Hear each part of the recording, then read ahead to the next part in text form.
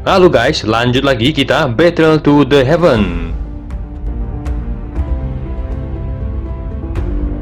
Apa? Pil hati yin yang ganda? Pil obat ini benar-benar ada?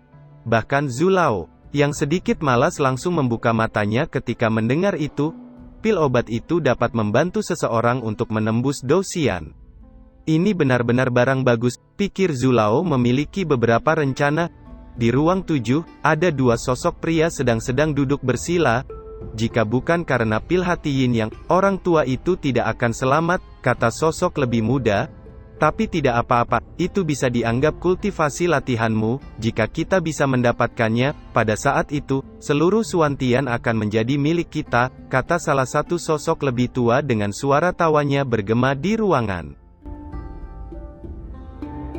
Apakah masih ada penawaran pil lain? Tanya Sueching. Beberapa suara segera terdengar, pil hati Wang Chen, pil Dangui, pil Danxian. Baiklah, karena tidak ada lagi penawaran pil, pemenangnya akan ditentukan keluarga Istana Xuanling. Harap menunggu sebentar, kata Sueching. Sesaat kemudian suara Sueching kembali terdengar. Istana Xuanling memutuskan pemilik gadis mata 3 ular hijau adalah pemilik pil hati yin yang, kata Sueching dengan suaranya bergema. Selanjutnya, puncak dari lelang ini, pil Huolin dan, kata Sueching tersenyum.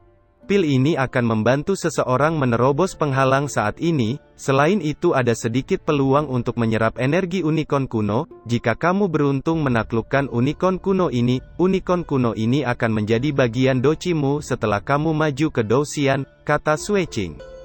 Singkat cerita, pelelangan akhirnya berakhir dan harta pelelangan banyak dimenangkan oleh Sekte Racun dengan harga yang sangat mahal. Di satu villa nampak Xiaoyan dan lainnya telah selesai menyusun rencana. Karena itu masalahnya, kita harus bisa merebut harta itu dari tangan mereka, kata Mu Feng. Jangan khawatir, kita masih harus menunggu beberapa orang lagi, kata Zulao tersenyum sambil mengusap janggutnya. Sesaat kemudian pintu terbuka dan dua sosok masuk. Itu adalah Suexing, dari klan Medusa saat itu, dan Yiwa yang nampak semakin dewasa. Kakak Xiaoyan, kata Yiwa dengan senang. Yiwa, kamu juga datang, kata Xiaoyan terkejut. Saat ini, Yiwa menjelma menjadi seorang pemuda dewasa dan mengenakan pakaian putih. Yiwa, kamu telah menembus Dou di bintang 7, kata Xiaoyan tercengang. Yiwa hanya menggaruk kepalanya dan tertawa saat mendengar itu. Baiklah, karena kalian berlima sudah berkumpul, misi pertama kalian adalah menyerang wilayah gurun di hutan. Xiaoyan, kamu akan memimpin lainnya, kata Zulao. Panatua Zu, yakinlah, kata Xiaoyan mengangguk. Di kedalaman hutan, nampak dua sosok sedang duduk. Keduanya berasal dari klan 10.000 racun. Panatua Kuan, apakah orang-orang dari Sekte Racun benar-benar sudah pergi dari sini? Tanya Fong San. Aku juga kurang yakin. Keduanya telah mendapatkan harta langka. Mereka pasti sudah mengirim berita ke Sekte Racun. Akan merepotkan jika iblis tua itu muncul, kata Panatua Kuan Peng. Sial, apa kita sudah terlambat? Kata Fong San mengepalkan tinjunya. Saat ini, ada gadis dengan mata ular 3 bunga hijau di belakang mereka. Fong San baru saja akan berdiri ketika dia merasakan sesuatu. Panatua Kuan, ada orang yang datang, kata Fong San. Panatua Kuan hanya sedikit mengangguk saat mendengar itu. Sementara itu di kejauhan, Xiaoyan dan lainnya melesat di sepanjang kedalaman hutan dan muncul di atas pohon. Hutan ini begitu luas, di mana kita akan menemukan mereka, kata Mu Peng. Biarkan aku mencoba, kata Xiaoyan segera menutup matanya, dan kekuatan spiritualnya segera menyapu ke hutan sekitarnya. Sementara kekuatan spiritual Xiaoyan menyapu, nampak Fei Ye yang cantik berjalan sendirian di hutan yang dalam. Karena kalian ada di sini, kenapa tidak muncul, kata Fei Ye dengan dingin, dan satu sosok tua tiba-tiba muncul di depannya. Wanita, serahkan cacing yin serta pil yin yang itu dan aku mengampuni hidupmu, kata Kuang Peng dengan dingin. Saya tidak membawanya, setan tua, kau benar-benar berani. Jika ketua sekte kami muncul, kau akan menyesal, kata Fei Ye dengan dingin. Saya tidak peduli itu, serahkan harta itu atau mati, kata Kuan Peng dengan sinis.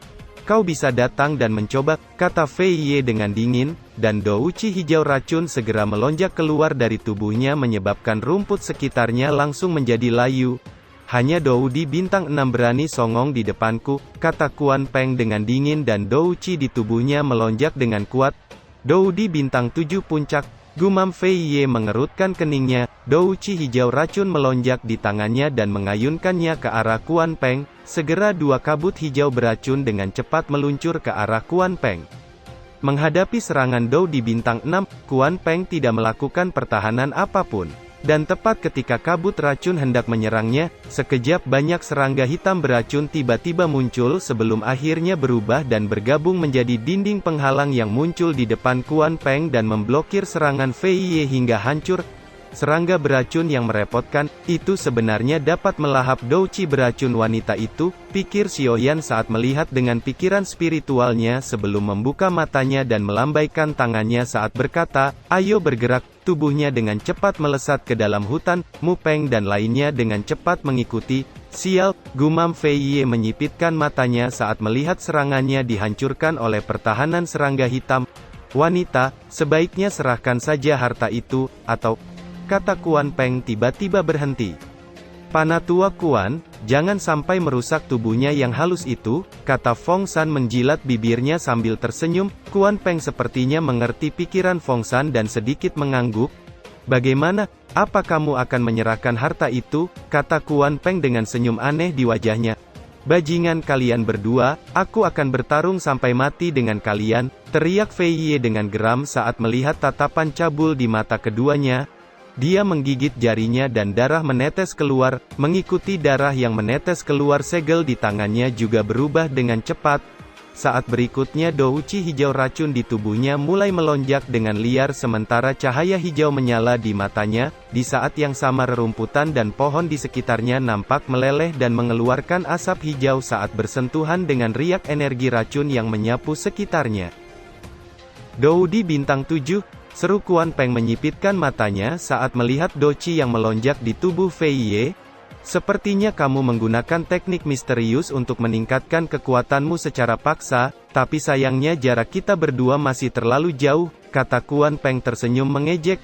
Bajingan tua, hari ini tempat ini akan menjadi kuburanmu, kata Fei Ye dengan dingin. Kedua kakinya menekan tanah dan tubuhnya segera melesat ke depan sambil mengayunkan kedua cakarnya. Segera dua cahaya tajam cakar yang saling bersilangan meluncur ke arah Kuan Peng. Usaha yang sia-sia, gumam Kuan Peng. Segel di tangannya berubah sementara Douci hitam di tubuhnya melonjak. Di saat yang sama dinding penghalang serangga hitam di depannya tiba-tiba bergoyang dan akhirnya berubah menjadi telapak tangan hitam besar yang meluncur dengan deras ke arah Fei Ye. Kejutan melintas di mata Fei Ye saat merasakan angin kencang meluncur ke arahnya itu. Tubuhnya yang melesat segera berhenti sambil terus mengayunkan tangannya dan banyak cahaya cakar tajam akhirnya menghantam telapak tangan hitam membawa suara ledakan keras dan angin liar menyapu sekitarnya. Namun seberapapun banyaknya cakar tajam yang menghantam, itu tidak menghentikan telapak tangan serangga yang meluncur ke arah Fei Ye. Pucat muncul di wajah Fei Ye saat melihat itu. Saat ini tubuhnya sulit untuk digerakkan sementara telapak tangan semakin mendekat. Namun sebelum telapak tangan menghantamnya, senyum dingin muncul di sudut mulut Kuan Peng saat dia tiba-tiba mengepalkan telapak tangannya yang terulur, dan telapak tangan hitam yang masih berjarak beberapa meter di depan Fei Ye tiba-tiba meledak mengakibatkan energi liar menyapu ke arah Fei Ye.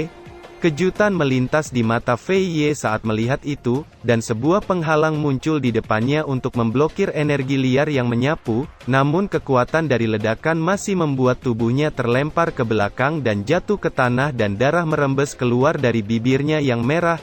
Fei Ye dengan agak susah payah berdiri dari tanah dan kilatan dingin melonjak di matanya saat dia menatap Kuan Peng, namun sedikit rasa horor mulai muncul di hatinya. Meskipun saat ini kekuatannya telah melonjak ke Doudi bintang 7 tahap awal, namun Kuan Peng adalah Doudi bintang 7 tahap puncak, jarak itu terlalu jauh. Sebelum Fei Ye kembali bertindak, tanah hitam di bawah kakinya secara aneh bergoyang dan menjadi banyak serangga hitam yang akhirnya berubah menjadi tali serangga yang mengikat seluruh tubuh Fei Ye hingga jatuh berbaring ke tanah. Bajingan, lepaskan aku, teriak Fei Ye. Sesaat kemudian Fei Ye menjerit kesakitan ketika merasakan gigitan serangga hitam di tangannya membuat kulitnya perlahan mati rasa dan perasaan kabur mulai memenuhi matanya sebelum akhirnya kepalanya terkulai dan pingsan. Senyum aneh muncul di wajah Kuan Peng saat melihat Fei Ye pingsan. "Fong Shan, apalagi yang kamu tunggu? Cepat ambil cincin penyimpanannya," kata Kuan Peng. "Dimengerti," teriak Fong Shan kegirangan dan segera melesat ke arah Fei Ye yang terbaring pingsan dengan cantik. Fong Shan menelan air liurnya saat melihat keindahan yang tergeletak di depannya. Tangannya baru saja akan menyentuh paha Fei Ye ketika kepalanya tiba-tiba terangkat saat merasakan angin kencang meluncur ke arahnya dan segera melompat ke belakang. Dia baru saja melompat ke belakang dan sebuah pedang berat dengan keras menancap ke tanah tepat di depan Fei Ye. Sesaat kemudian ruang di depan Fei Ye nampak beriak dan satu sosok muncul dengan suaranya yang acuh tak acuh terdengar, "Sepertinya tanganmu itu perlu diajari dengan benar."